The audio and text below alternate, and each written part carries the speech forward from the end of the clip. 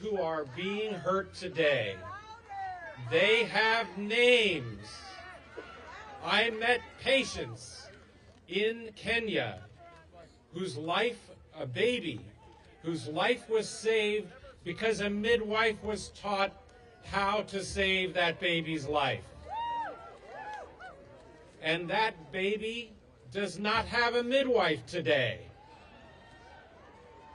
I met Poon Sao in Thailand, who walks the neighborhood as a community health worker, who is able to make sure that people in their community get medicines. There are organizations that have people who are doing this work. We have to show them. Many of you know these people. What I ask is to be brave. Your own organizations are afraid of the attacks that are coming their way. We will be the ones to stand up and show the people who are hurt. I am a surgeon. I am Atul Gawande, who has led global health at USAID for the last 3 years until 2 weeks ago. Until 2 weeks ago, there was a malaria team with world experts, and they are gone. Until 2 weeks ago, there was a TB team, and they are gone. Until 2 weeks ago, there were disease fighters, and they are gone. But they have not gone away. So we need you to demand that we let them work. Let them work. Let them work. Let them work. Let them work. Let them work. Let them work. Let them work.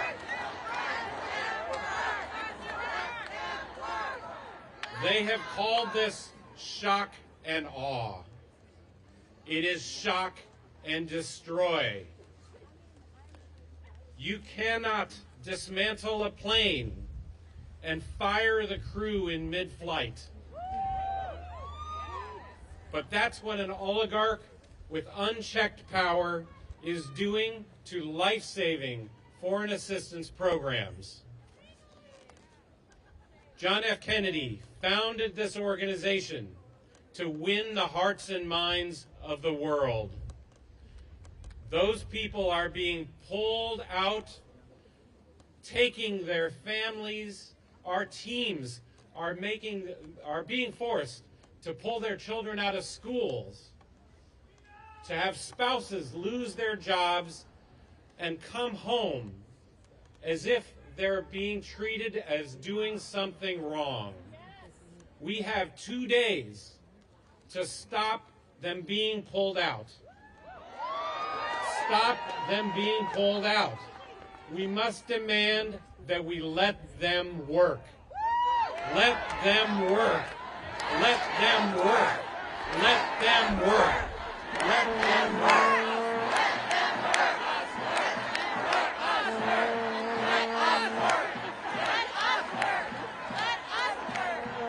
I will be with you all the way, and we will be together all the way. Thank you.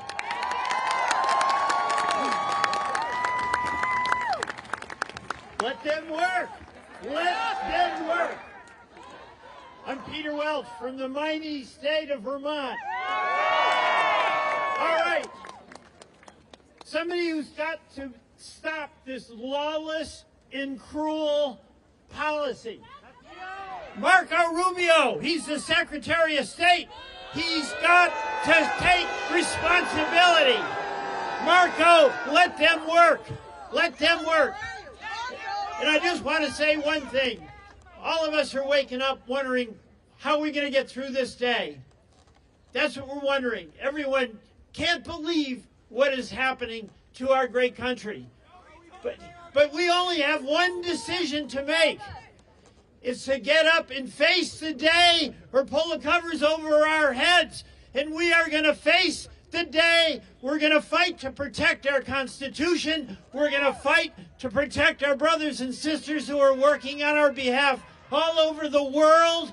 We are going to face the day. And if we have any time to be discouraged, think of the great Martin Luther King, who every day faced a day where death awaited, where every day he faced a day where the forces were against him. But what he found was love and community with the people who worked with him to fight for civil rights. We fought to end the Vietnam War. We are going to fight to protect our Constitution and our democracy and the dignity of people all over this world. We are not going to let Trump destroy our souls and our hearts. Let them work. Thank you.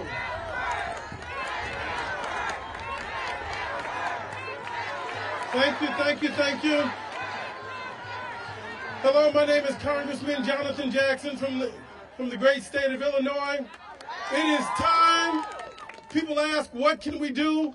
Not only should we text and post and blog, it's time for us to show up and march and show our disgust at what's happening in our nation. It is time.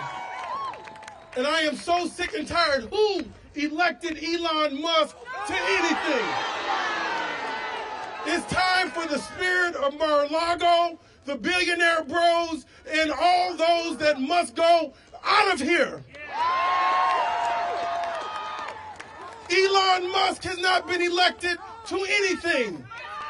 Elon Musk should not have access to our personal financial records. We don't need people running our government that have not gone through security clearance. That same spirit that Elon Musk has coming from South Africa and Peter Thiel coming from South Africa. We're not going to have apartheid in America anymore. Forward ever, backwards never. Look at how this started. They started with a ban on our books. Then they started with a ban on women's bodies. Then they started with a ban on our medicine to the poor. Now they've started a ban on the AIDS to those that need it the most. Now we're seeing the most powerful man in the world, Donald J. Trump. And we're seeing the richest man in the world, Elon Musk, now take money and food from the poorest woman and the poorest man on earth. It is time. It is time that we tell those in Mar-a-Lago, the billionaire bros, it's time for them to go. In the words of the civil rights, forward ever, backwards never. Forward ever, backwards never. Forward ever, backwards never.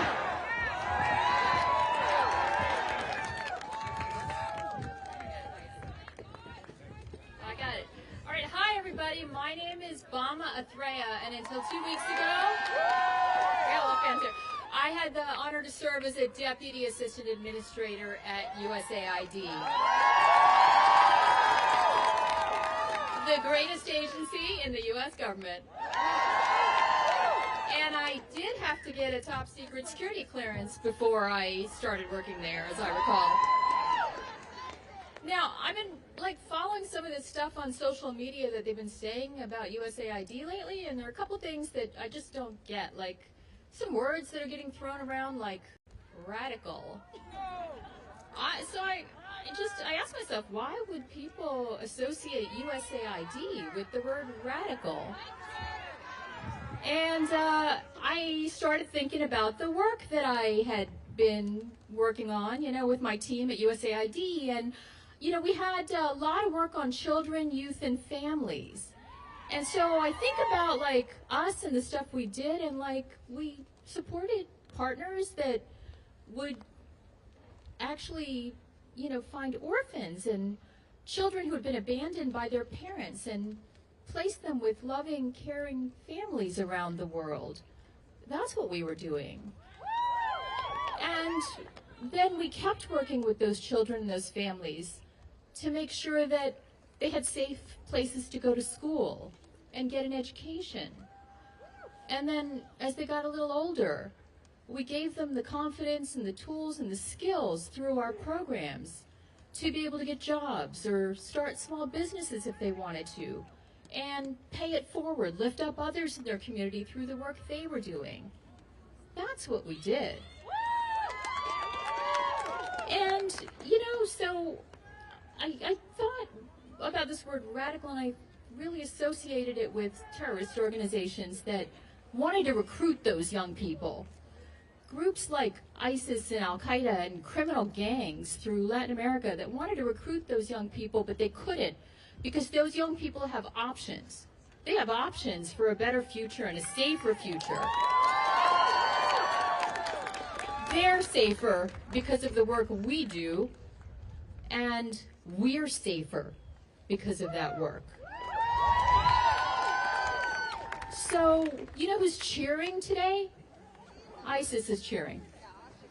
Al-Qaeda is cheering as we recall thousands of people around the world who show up every day to work thinking not about themselves, but thinking about what they can do to make that child safer, to make that family healthier, to give that those young people hope. And so when I think about our wonderful staff around the world, I think about things that young people have said to me as I've gone on my travels and met them. And they've come up to me and they've thanked me. And they haven't thanked me because of the money we put into the programs. They've said to me, "You believed in me." And they've said, "Because you believed in me, I believe in myself."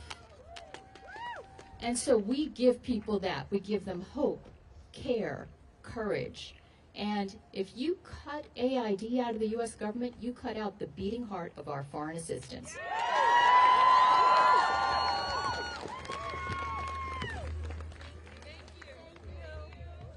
My friends, I'm Jeremy Knindike. I am a former USAID official. I am proud to be here with all of you today. I am proud of the work that we have all done on behalf of the American people to better the world. I am here because I love USAID and I believe in the mission of USAID, but also because I love the Constitution and I believe in the Constitution. And we need to be clear that both of those are at risk. The attacks on USAID are attacks on the Constitution. If we are in a country where the richest man can decide that the richest country will no longer help some of the poorest people, we are in a very, very dire place. The attempts to kill USAID will kill people. They will kill people that America has committed to save. This will abandon people that America has committed to support. It will dramatically weaken our country's global influence, and it will empower and embolden our political rivals. Among those who are openly cheering Musk's campaign against USAID are the Houthis in Yemen, are the former president of Russia, Dmitry Medvedev. They do not have America's best interests at heart. They know that if USAID is taken off the board, their jobs get easier, America gets weaker and less safe. I also want to address the people of USAID, you who have committed your careers and your lives to serving your country to advance the welfare of the world. You deserve better. What is happening is a brutal and a shameful betrayal of you who have served your country with bravery, with integrity, with dedication, and with honor. You have been forward deployed on reconstruction teams in war zones. You have brought the global HIV epidemic under control. You have fought famines. You have stabilized fragile economies. You have charged headlong into Ebola hot zones. The vest I'm wearing today, I wore every time I deployed to a crisis zone with USAID. When I put it on this morning, I found in there a pair of gloves that I got, plastic gloves, that I got on one of my trips to the Ebola response in 2014. That is emblematic of the work that USAID does in the world and the risks that USAID personnel take on behalf of their country. You at USAID represent the best face of America abroad, and you deserve better. I also want to issue a plea to Republican colleagues on the Hill. You know that what is being said about USAID is not true. You know the truth of this agency. Many of you have been on record many times praising the important work of USAID. Speak out. Where are you? Have the bravery, have the courage to speak the truth. Because if we lose USAID, it is a catastrophe for our foreign policy, it is a catastrophe for people who depend on us around the world, and it is a catastrophe for the Constitution. Thank you.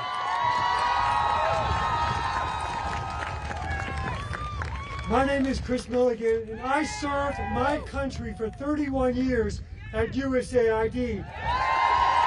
Like many of you, thank you for coming today. I hear that USAID is full of radical lunatics. Radical because we believe in the power of America, the power to change lives. We know that America is looked up to around the world as a city on a shining city on a hill. Radical because we engage in a world with compassion, with American values, not only lifting millions out of poverty and oppression, but making America safer and making jobs back here at home. Lunatic? Lunatic. Well, we volunteer in war zones. We are in the most dangerous and challenging places around the world. Unarmed. Famines, disasters, military dictatorships, without our families, without our friends, and at a cost. I'm reminded of that when I walk by a memorial wall, which has too many names of Americans who have lost their lives serving their country, our colleagues. Who would do this? Committed, patriotic, radical lunatics who put country first.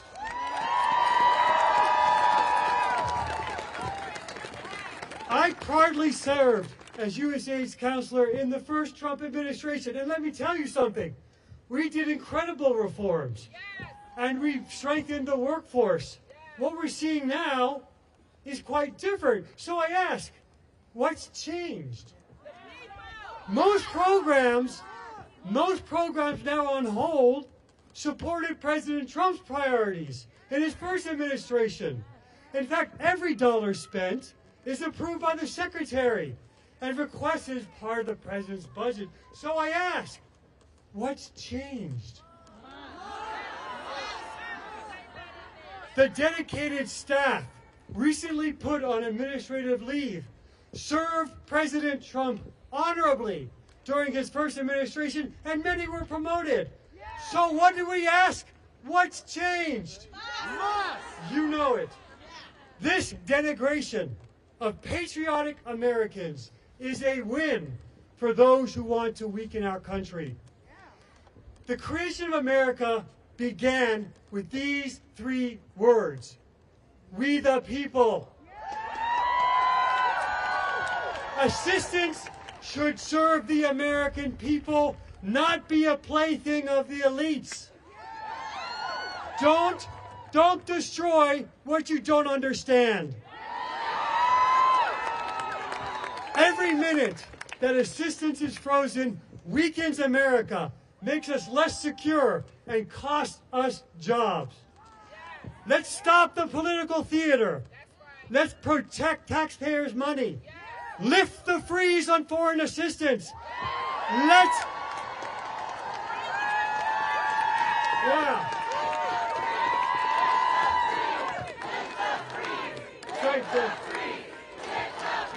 Let patriotic Americans serve their country. Let patriotic Americans serve their country. Untie America's hands. Let's make America safe again. Thank you.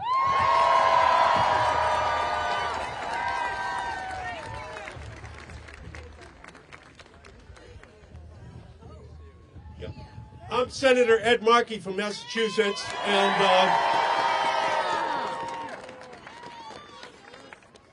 what's dangerous is that people who work for USAID are wearing masks to protect themselves from us.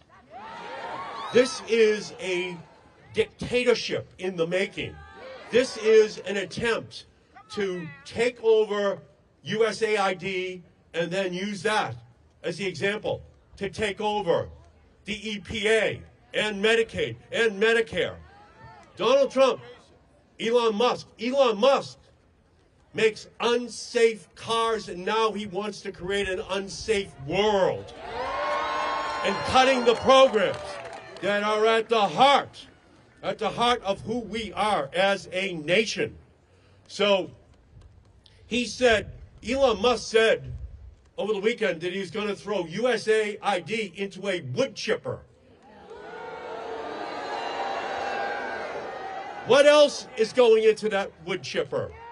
Healthcare, democracy, fighting for the rights of those who are most desperate around the world, and sending a message that he is going to do the same for those who are most desperate in the United States of America itself. This is an historic moment. This is the time when we have to stand up and to fight, to not stand on the sidelines, to have people by the millions are going to have to stand up and protest. When we come back here the next time, there should be hundreds of thousands and millions of people descending on Washington, D.C. We need a march for freedom. We need a march for democracy. We need a march for justice, not just for people in our country, but all around the world. We are the moral force of the world. We are a democracy that people look up to. That building, that Statue of Freedom is the most famous building in the world. And there's a reason, because in every village in the world, in every hut in the world, they know that the United States stands for freedom and liberty. And that building is a symbol to all of them of what they and their countries should aspire to. When I went to Liberia, USAID was there to help with Ebola. When I went to Cape Verde, USAID was there to help with Zika. When I went to Nigeria, USAID was there to help with malaria. Yes, to help those people, but to prevent the spread of those diseases around the world. We want to make sure that we are providing that protection. That is who all of you are. That is what USAID represents, the best of our country, the best of who we are, the best of what we have to be as a nation. Elon Musk and Donald Trump are the worst of what our country stands for. The only way to take back our government is to take to the streets by the millions, to demand justice, not just for the people in our country, but all around the world. Otherwise, they are coming for our clean air, for our clean water, for Medicaid, for Medicare, for the Affordable Care Act. This is just a preview of coming atrocities that Musk and Trump have planned for our country. So, let's unfreeze USAID.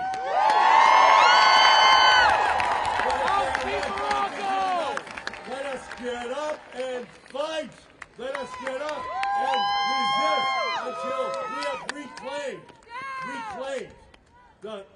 the reason why we fought that American Revolution, and it was to make sure that we never again lived under a dictator, that never again did one person decide what our country stood for.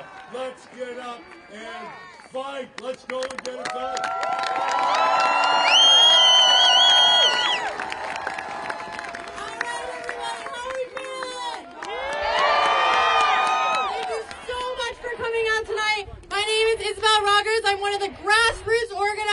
of this event. And I just wanted to say, we've heard some from incredibly accomplished people today.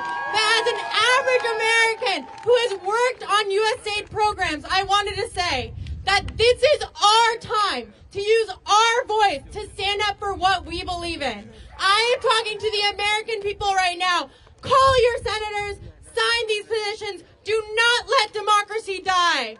We have several other protests going on this week. I hope to see you all there. There's one in front of the Department of Labor at 3 p.m. today.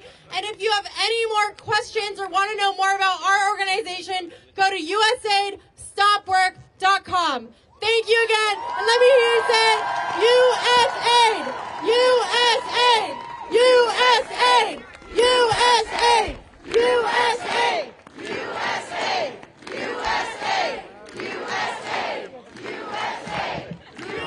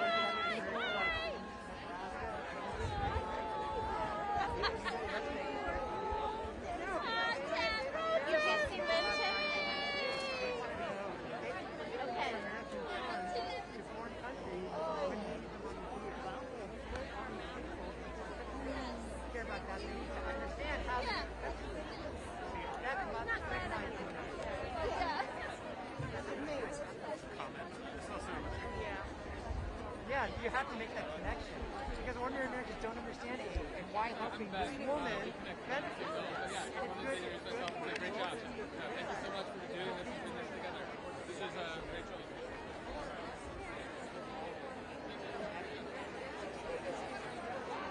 That's hard work. I am happy. Yes, I did. I did.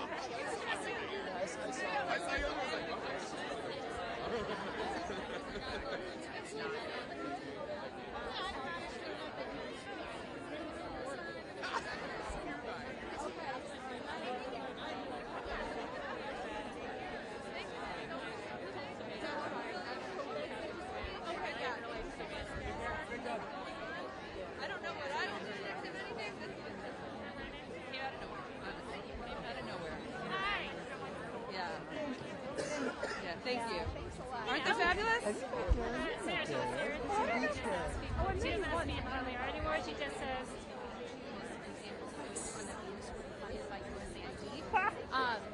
Really? Yeah, so like the transgender opera, for example, that was a $20,000 grant from the State Department in 2020.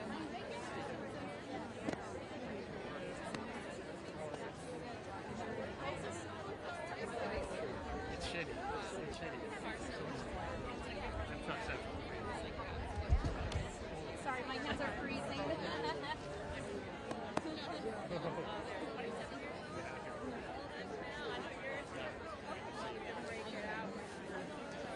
I'm just 10 seconds. Okay, I That's it. I'm not trying to. So I just kind of wanted to get your reaction to what does it say for those of the main programs that like this is motive that they were funded by well, I'm not right. So I mean, I'm no longer with the AID, so I have a humble role in responding. However, as someone working because the truth and the reality are not mixed. So they have to resort to lies, they have to resort to gas. in those organizations reach out to me because they can't get any information from within USAID. So there's a lot of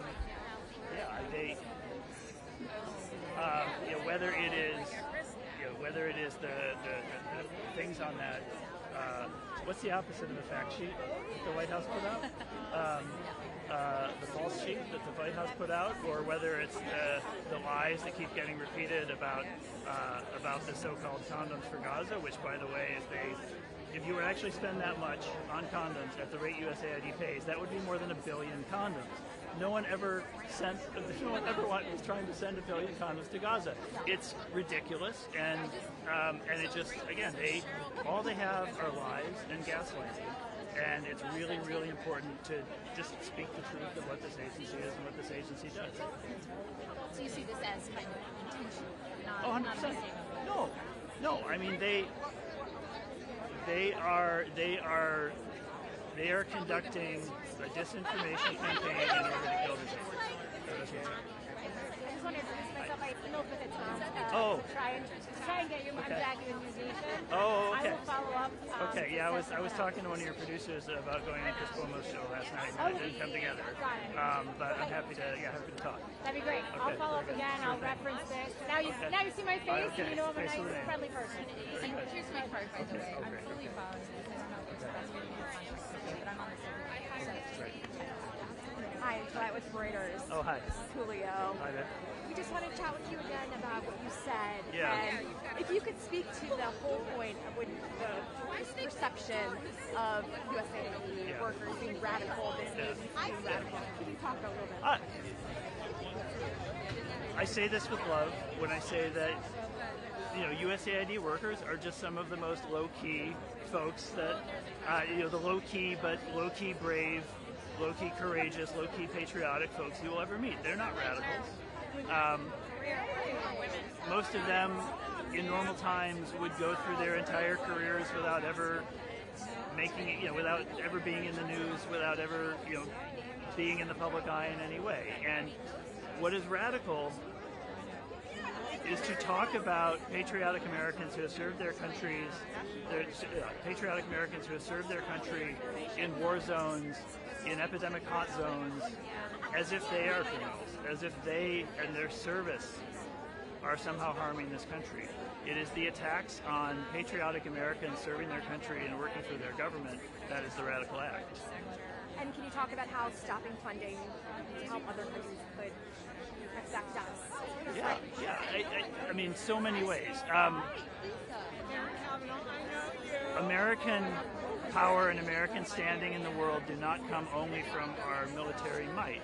When you go around the world, what inspires people about America is what they see as the example of our goodness and our values, not the size of our military or how many aircraft carriers we have or how many fighter jets we have. What inspires people around the world about America is the values and the story that America represents, and USAID is the manifestation of that around the world. So it makes us weaker, it makes us smaller. It also will just materially harm millions of people if USAID goes away. There are today 20 million people around the world who are on HIV antiretroviral drugs because of U.S. foreign aid. If USAID goes away, they get kicked off. They get kicked off those drugs. Their HIV infections come back, and we suddenly find ourselves once again in a resurgent global HIV epidemic. That is not good for America. That will reach our shores.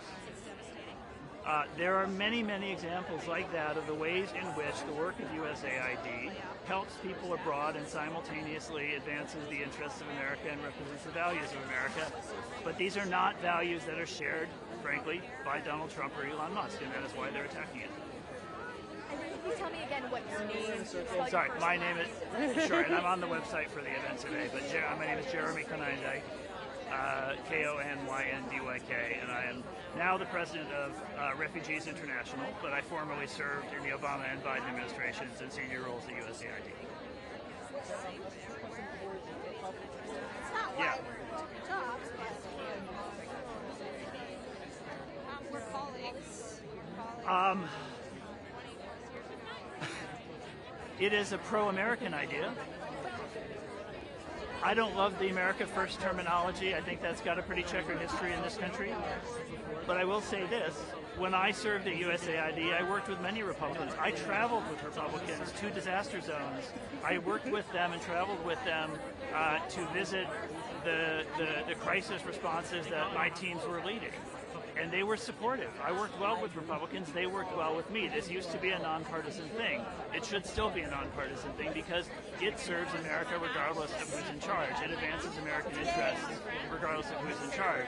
And it is shameful if Republican politicians can no longer acknowledge that because the world's richest man is shouting about it on his Twitter feed. They don't care. Thank you. I'm a reporter for the Intercept. Is it okay if I ask you a question? I'm so proud to be in a government that is being for the people, by the people. And what we've seen in the last week is that our voices are not being heard, and that we are letting billionaires dictate America.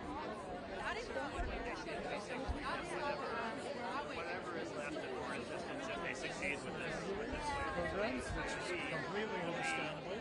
Therefore, a process like that in our institution, we all thought there was a chance that they would want to continue the work that we're doing. But it's becoming clear that that's not what the objective is. The objective is to tear down the value of foreign assistance industry. People have spent their lives building expertise in work that is valued overseas. I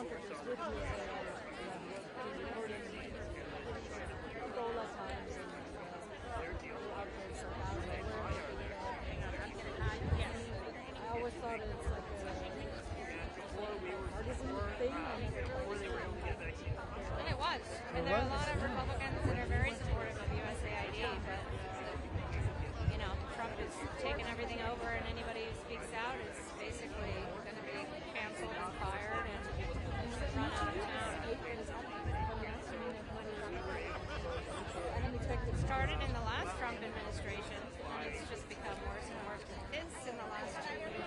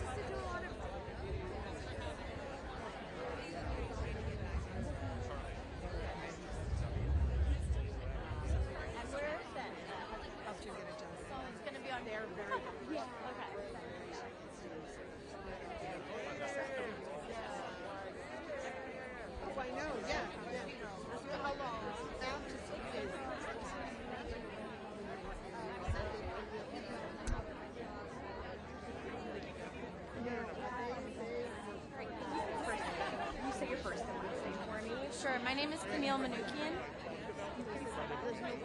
C-A-M-I-L-L-E. Camille Manoukian. M-A-N-O-U-K-I-A-N. And what's your what happened?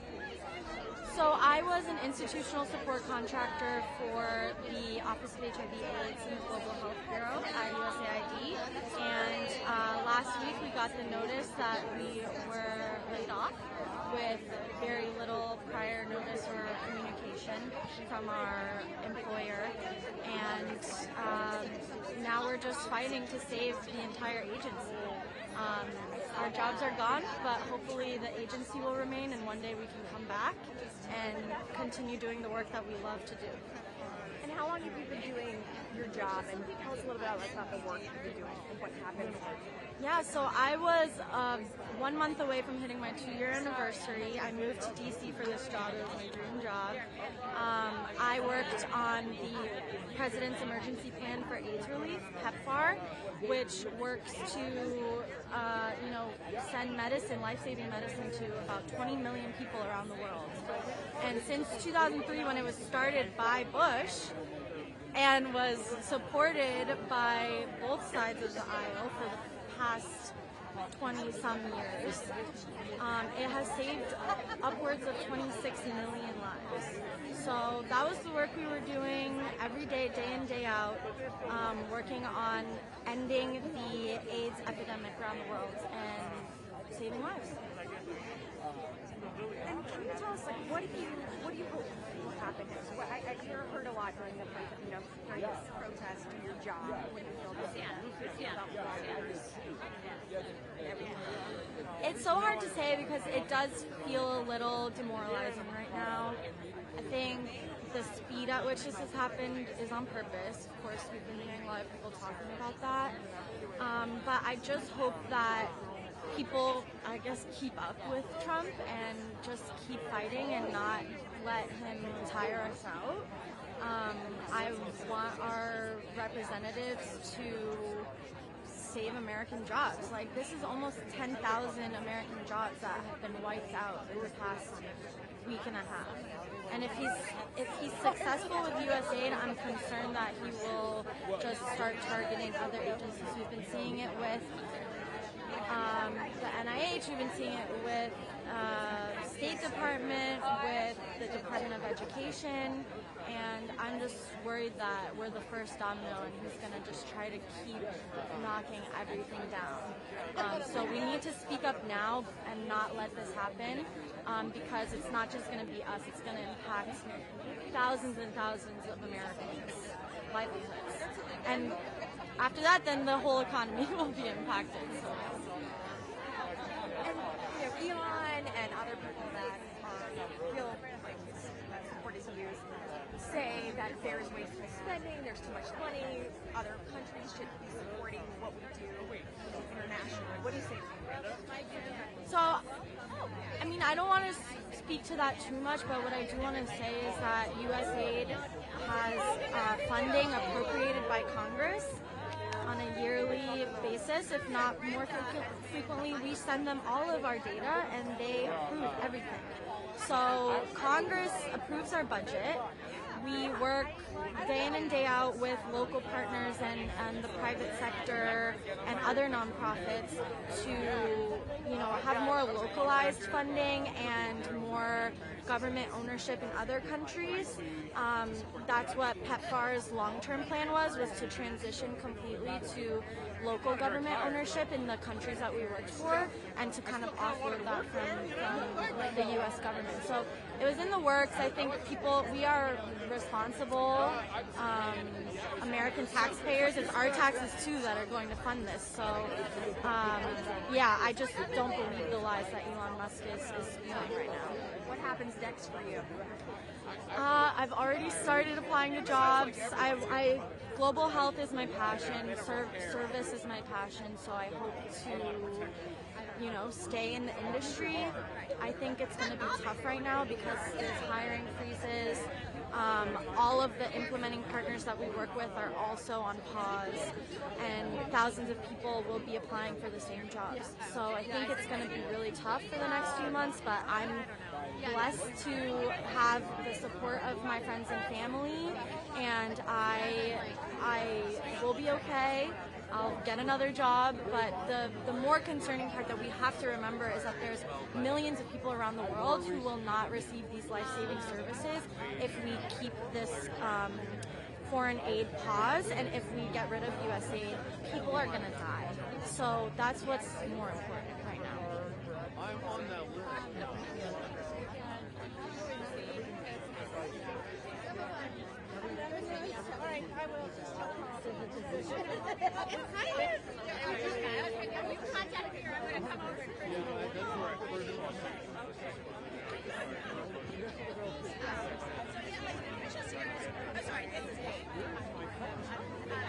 Yeah.